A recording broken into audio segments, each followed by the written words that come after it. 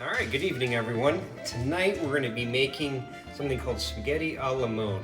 It's a really simple Italian spaghetti dish, all right? And it's basically spaghetti with a lemon olive sauce. That's about it. It's got some basil in it. It's very, very fragrant, super easy to make. So let's begin. Of course, we're going to start off with our wine.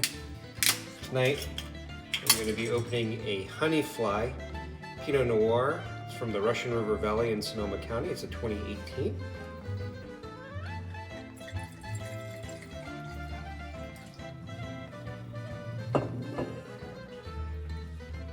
If you drink wine, if you're a wine drinker, there's only one type of wine glass to drink from, and it's going to be a Zalto wine glass, and that's all we drink out of, are Zalto brand wine glasses. They're the best. Very good and true to its name, Honey Fly. Does have tastes of honey in it, some cherry to it, and just a little bit of raisin. Very, very good. All right, enough about that. Let's go ahead and start on our dinner. So first of all, let's go ahead and get our water ready and boiling. Fill up your pot full of water. I use All-Clad brand. There's other brands out there, but I've had this All-Clad for 20 years, and it's going to last me another 40 years till the day I die. So, big fan of All-Clad. Add some salt to your water. You can add a couple teaspoons of salt, not too much, but just enough to help bring that boiling point up a little bit. Now we're gonna wait for the water to boil. All right, so while we're waiting for the water to boil, we're gonna go ahead and make our oil, lemon, garlic sauce, if you would. You can use a couple different types of lemons. You have your regular table lemon, and then you also have your Meyer lemon. Meyer lemons are really good. The Italians use a lot of these. If you ever make preserved lemon, which is found in your Mediterranean food, preserved lemon is typically made out of Meyer lemons. So and today I've got one General Lemon left over and a bunch of Meyer lemons, so I'm going to actually combine both. So the first thing you're going to do is you're going to zest your lemons before you juice them.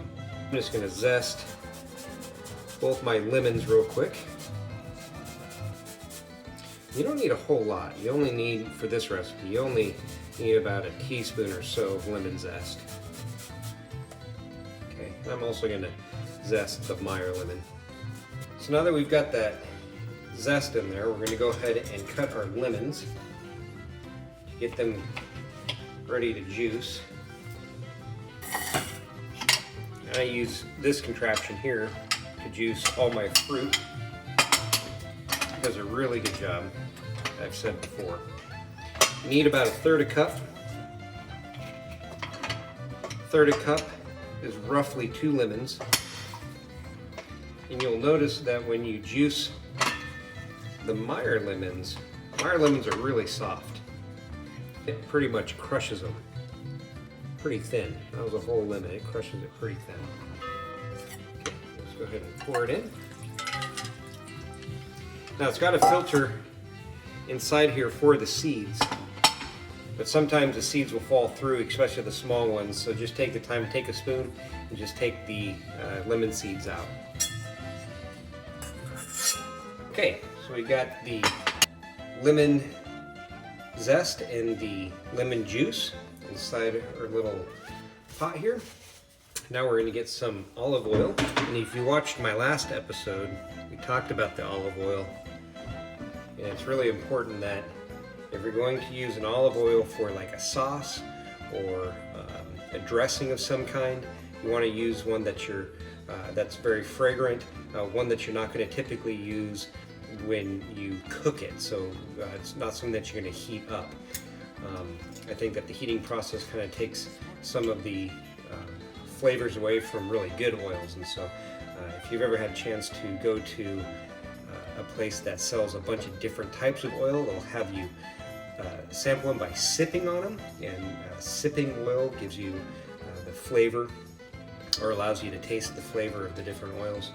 And so again, anytime I'm using olive oil that's not going to be cooked, I like to use my really good olive oil. So this is a very good olive oil. I'll just put the name there because it's in Italian or Spanish or something and I can't pronounce it, so there you go. Anyway, so about a quarter of a cup or so. Quarter cup, third a cup. Okay. And then you're going to whisk it all together. And then you can add some salt and pepper to taste. There are two types of peppers that you can use. Actually, there's quite a bit more than that, but you typically have a choice of either using a black ground pepper or a white ground pepper. And so, rule of thumb for me is the lighter dressings or lighter sauces or things that are just lighter in color, I like to use the white pepper. And things that are darker in nature, more robust, I use the black pepper. So tonight we're going to use the ground white pepper by Morton and Bassett. Just a pinch. And whisk that in. Okay, last but not least, it's a small garlic clove. And you can mince that or shred it, however you want to do it. I have a mincer. I just like to grate these things. I think it mixes easier. Okay, that's it. That's how easy that was. Okay, now we're gonna wait for the water to boil and then we'll put in our pasta, let it cook, drain it, and then add the ingredients and then top it off with some fresh basil. All right, so the water is boiling. We put the pasta in, and now we're just waiting. Just waiting. Okay, so I'm gonna try the pasta to see if it's al dente. I'm using a spaghetti rigati, which is a thinner spaghetti noodle.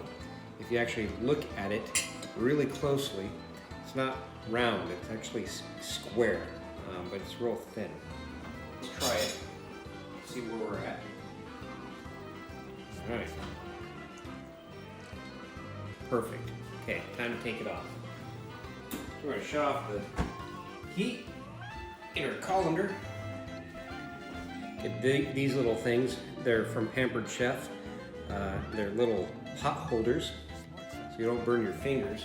If you use a gas stove, the heat is typically so intense that it heats the entire workstation up and everything that's on it, so it gets pretty hot. We're going to go ahead and pour this in. All right, now if you notice, I didn't dump the noodles into the colander. I just have the colander there just in case the noodles fall out.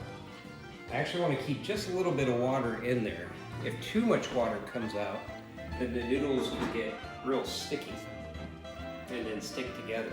Even if you add a bunch of olive oil and sauces to it, if you don't have a little bit of water in there, it can still kind of clump together, especially when you have leftovers. So, all right, so we have our lemon and olive oil mixture here. I'm going to dump that in. We're going to take some basil,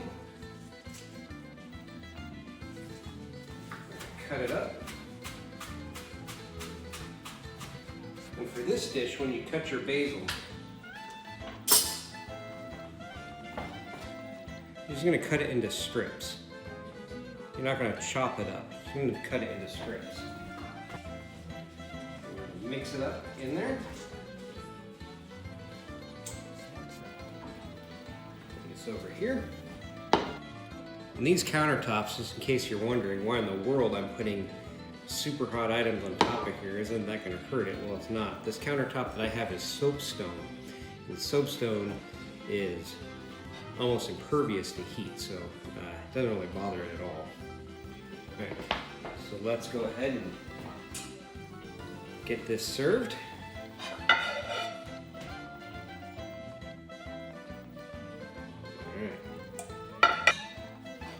And what's the most important thing that's going to go on top of this?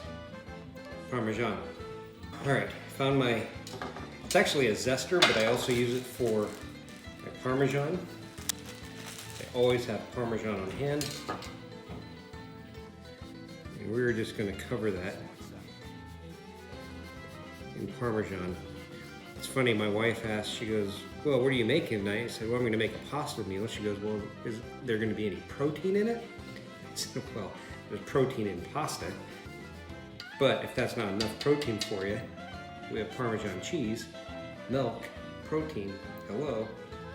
All right. And then just a little dash, some spaghetti a la limone. Pretty simple, super easy dish. Kids will like it. So thanks for following me again tonight. Stay tuned for tomorrow. We're gonna make a black lentil with roasted butternut squash dish tomorrow. It's also gonna have some chickpeas in it. So it's more of a legume meal. It is vegetarian, so if you're into vegetarian food, stay tuned for tomorrow night. Thank you for hanging out with Cooking with Cop. Have a good night.